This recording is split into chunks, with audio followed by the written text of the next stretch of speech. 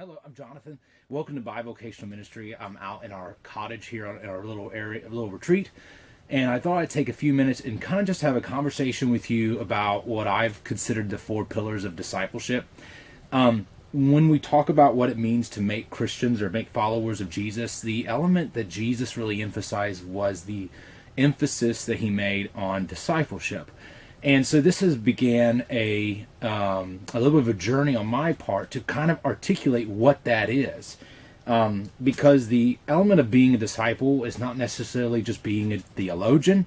The element of being a disciple is not necessarily just becoming a church member, even though it's part of it. What are the areas of discipleship that Jesus really wanted to emphasize? And I've come up with four. The first one is devotion, and that's our pattern of worship. The next one is doctrine, our pattern of belief.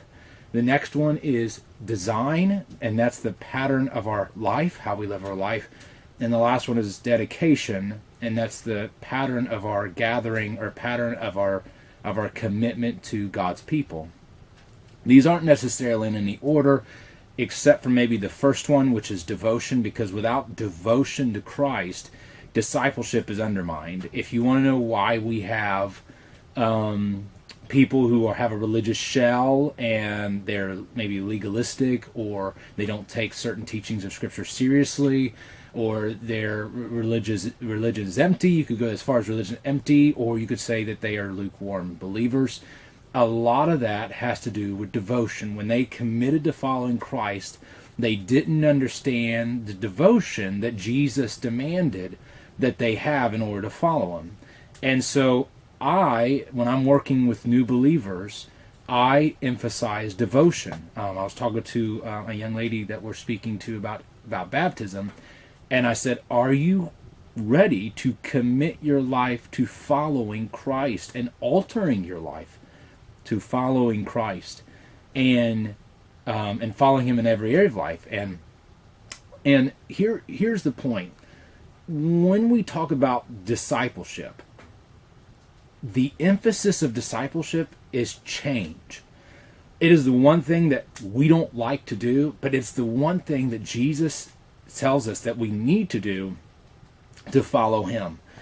And the only way to prepare someone for the amount of change they're going to make, when we talk about what it means to disciple, if you look at the big church world out there, you'll see that, man, there's a lot of people who claim to follow Jesus, but there's not a lot of people changing in their lifestyles to follow Jesus. Well, the reason why they're not changing is because they didn't understand the devotion that Jesus demanded out of his first disciples.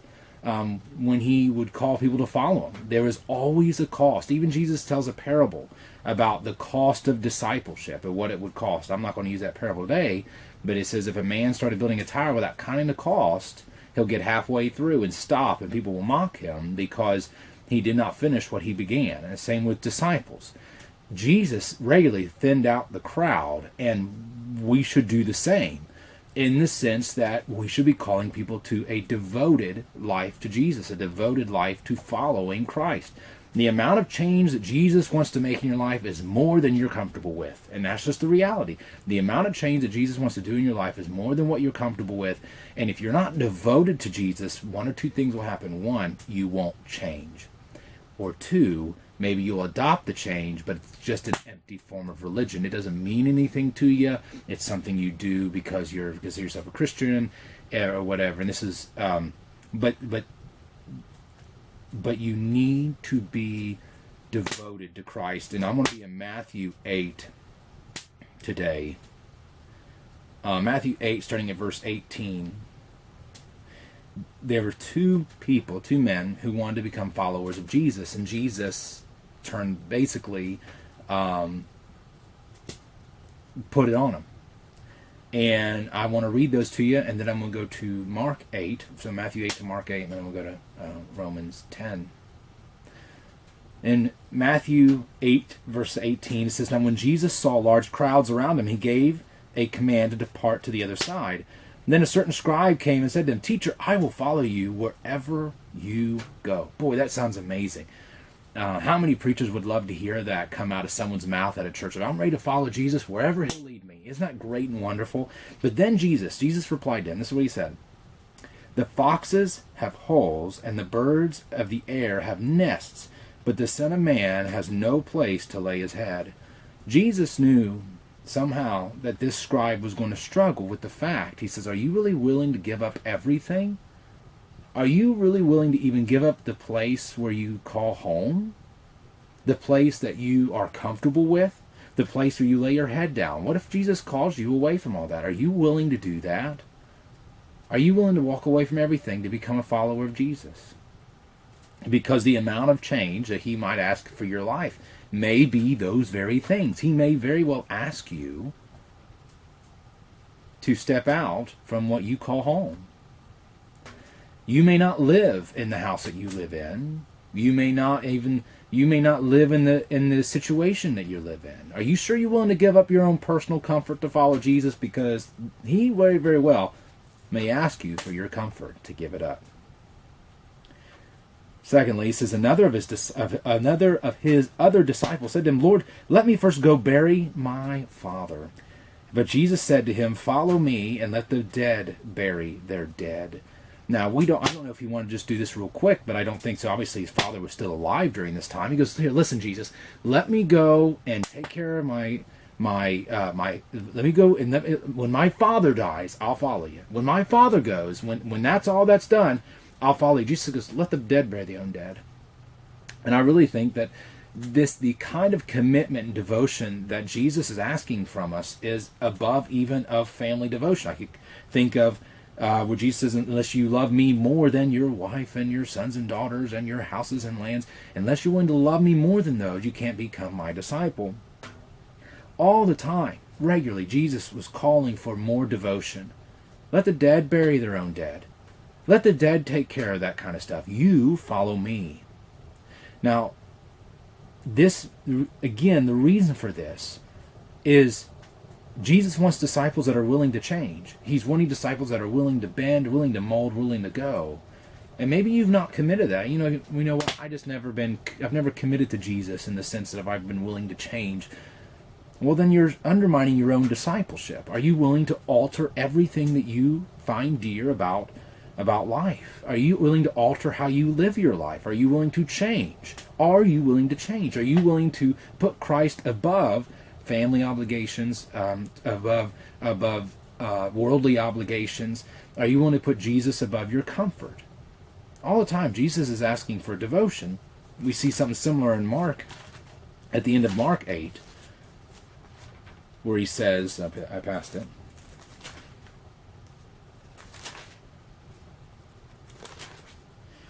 In Mark 8, at the end of it,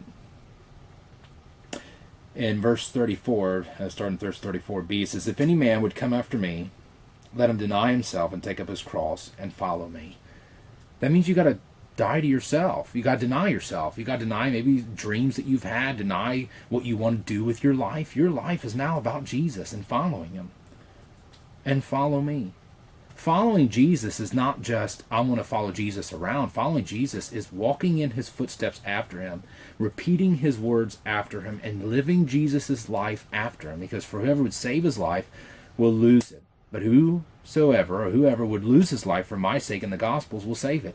He's basically saying, if you're going to just redeem your life for you, then you can't be my disciple. Unless you're willing to give up what you think your life should be and take on the life that Jesus called you to, and then you'll save it. For what does it profit a man if he gains the whole world and loses his own soul? You could get everything. You could have everything you want. You could be rich. You could be wealthy. But you can lose your own soul. Lose your own life. Because none of that stuff matters. But where's your devotion? Where's your devotion in regards to Christ? What will man give in exchange for his soul? And this one kind of gets me, because we like to think, oh, I can follow Jesus and I can follow Jesus and pursue worldly endeavors. I can follow Jesus and have everything I want. That's the lie of modern Christianity, is I can live the life that I want and I can do it following Jesus. Jesus says you give up in exchange. Do you not realize that? Do you not realize that when you live your life for you, you are exchanging it for the life that Christ is calling you to? Your life, that when you become a Christian, your life's not about you anymore. It's about following him. What is your life worth to you? Because there's an exchange going on. And you are giving up something that you don't even know you're giving up. What is the modern church giving up by teaching that you can live your life however you want to? And I'm not talking about sin and worldliness. I'm not out there sinning and all that. But you're still living your life in your own selfish ambitions and no longer godly ambitions. What will a man give in exchange for his soul? What will you give in exchange for your life? What's your life worth to you?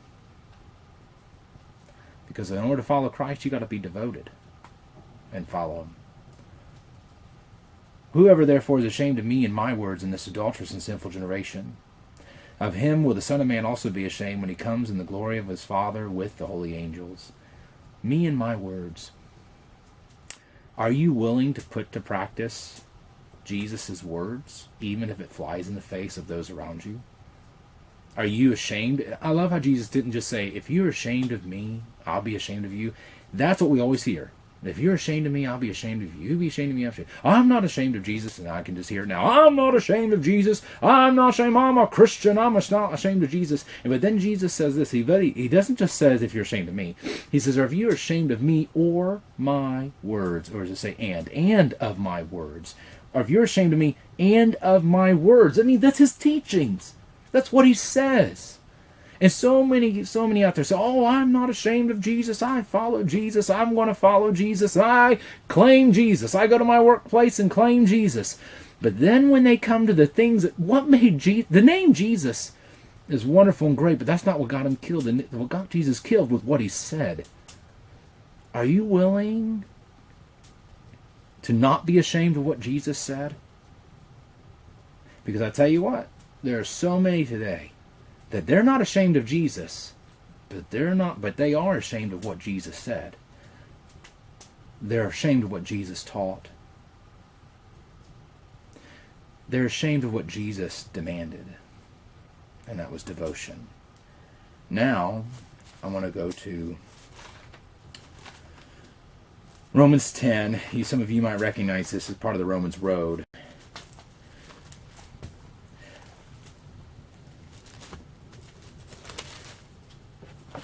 So starting at Romans 10, verse 8, it says, but what does it say? The word is near you, in your mouth and in your heart. This is the word of faith that we preach. This is what they're preaching, that if you confess with your mouth Jesus is Lord. What is that? That's a pledge of allegiance. That is saying, my allegiance is with Christ. I follow him. Now, if a Roman would have said this, they could have died, because Caesar demanded allegiance. They were supposed to say Caesar is Lord, and Paul says no. Caesar's not Lord. Jesus is Lord. Is your devotion to Christ so evident in your life that other allegiances that around you know that you're not allied with them? That your alliance with Christ, your devotion to Jesus is so much that others recognize that your devotion is not with other things that other people are devoted to. What things, areas in your life is your allegiance fractured?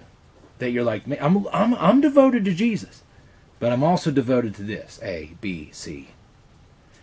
The devotion that Paul was preaching in Rome made Rome nervous. Should we not be preaching the same amount of devotion that it should make our country nervous? If you remember the book of Acts, they said these Christians say that there's another king, Jesus. Do they say that about us? Are they saying, wow, those Christians act like there's a whole other nation here? They're completely allied to a different nation and king than we are. It's so evident in how they live and what they involve themselves with. Their devotion to Christ is so strong, they don't just do everything the world does. Where is your discipleship? Where is your devotion? Are you willing to follow Jesus in every area of life? Because the change that he's going to work into your life is pretty substantial.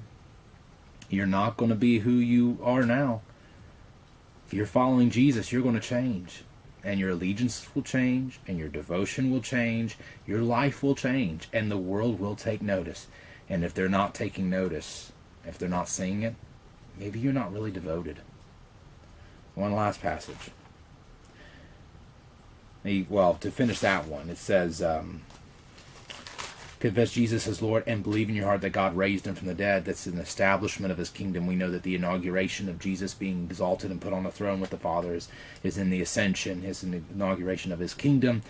And if you believe that God raised him from the dead, with the resurrection, you'll be saved. For with the heart one believes in the righteousness, and with mouth confession is made unto salvation.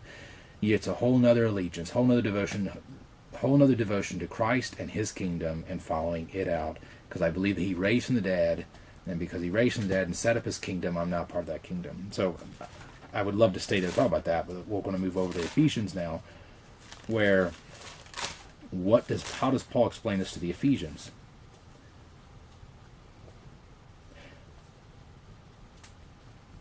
In Ephesians 4:17, Paul says, therefore I say and testify in the Lord that from now on you walk not as other Gentiles walk. That's how you used to walk. Don't walk like that, and don't live the way the other Gentiles or the other unbelievers are around you. We should be different. In the vanity of their minds, so in the emptiness of their minds, having their understanding darkened, excluded from the life of God through the ignorance that is within them, due to the hardness of their hearts. They've rejected the things of God. You could think of this as they've rejected the words of Christ. But we are called to not be ashamed of Christ and his words. Being calloused, they have given themselves over to sensuality and a practice of every kind of impurity with greediness. Now, we get the whole sexually immoral thing. Oh, I'm not sexually immoral, but are you greedy? Is your life about financial gain and just profit? Because that's the sin we don't like to talk about. But Jesus talked about it. Paul talked about it. He goes, but you do not learn about Christ, or you do not so learn Christ, that's New King James, in this manner, if indeed you have heard him and have been taught by him as the truth is in Jesus. What? Have heard him? You're meant to be taught by Jesus. That you put off the former way of life. What? If you're taught by Jesus, you're going to put off that former way of life. I'm no longer going to live the way I used to live. I'm now living differently. Which is corrupt according to the deceitful lusts. And be renewed in the spirit of your mind. So you renew the spirit of your mind. This is Romans 12. You reprogram your mind. And that you put on the new nature, or new person, or new man, literal translation, which was created according to God in righteousness and true holiness. This is who I was. This is who God's making to be. Two separate people. Jonathan, the old Jonathan, and the new Jonathan are nothing alike. The old Jonathan was dictated by his lusts, his selfish ambitions, his fractured allegiances, his no offense, but his selfishness. The new Jonathan is devoted to Christ, is growing and changing, and every area that he is changing. And that's what Christ wants to do in you. And that's devotion. And if you're not willing to lay at the altar of Christ everything that this is what matters to me, this is what I want my life to be about, this is how I want my life to be, if you're not willing to walk away from those things, then you need to be asking yourself, where's my heart? Where's my devotion? Am I willing to follow Jesus in every area? Even if it hurts, even if it's hard. Am I willing to not be ashamed of Jesus and his words in my life? Or is this all just a game? Because if it's a game, you might as well quit playing. But if you want to be a disciple of Jesus, it starts with devotion. You're saved by grace through faith, but faith that saves leads to faithfulness, also known as devotion to Christ. I hope this is a blessing. I got 3 more to do, but this is the beginning. I hope you guys have a great day. God bless.